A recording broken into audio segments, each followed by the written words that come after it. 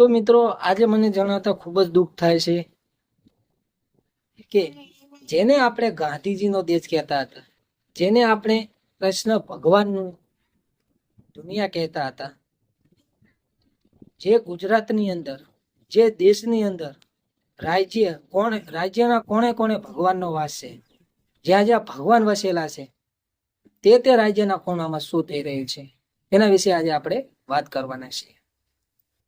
તો મિત્રો આ વાત જણાવતા મને ખૂબ જ દુઃખ થાય છે કે ગઈકાલે બોટાદ જિલ્લાના રાણપુર તાલુકાના આપણા કોળી સમાજની દીકરી ઉપર ફરી એકવાર હુમલો કરવામાં આવ્યો.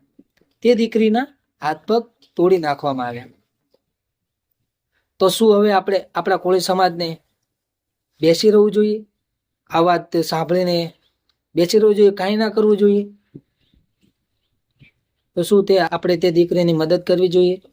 શું આપણે તેને સપોર્ટ કરી આગળ આપણે તેને જાણ કરવી જોઈએ કે આની પાછળ કેટલા ગુનેગાર છે, શા માટે આપણી બેન દીકરી ઉપર હુમલો કરવામાં આવ્યો, શા માટે આપણી કોળી સમાજની બેન દીકરી ઉપર હુમલો કરવામાં આવ્યો અને આપણી કોળી સમાજની બેન દીકરીને મારી અને હાથ પગ ભાગી નાખવામાં આવ્યા.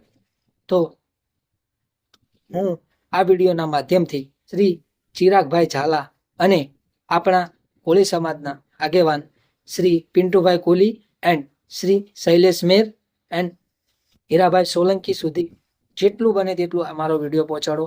અને હું તેમને એટલી રિક્વેસ્ટ કરવા માંગીશ કે આપણે આ કોળી સમાજની દીકરીને જલ્દીથી જલ્દી ન્યાય મળે તે માટે આપણે એક જગ્યાએ આપણા સમાજને ભેગો કરવો જોઈએ અને આ દીકરી ઉપર કેટલા લોકોએ હુમલો કરાવ્યો છે તે આપણે પોલીસ સ્ટેશનની અંદર કેસ દાખલ કરાવવો જોઈએ અને આપણી આ દીકરીને ન્યાય મળે તેવી હું આશા રાખું છું.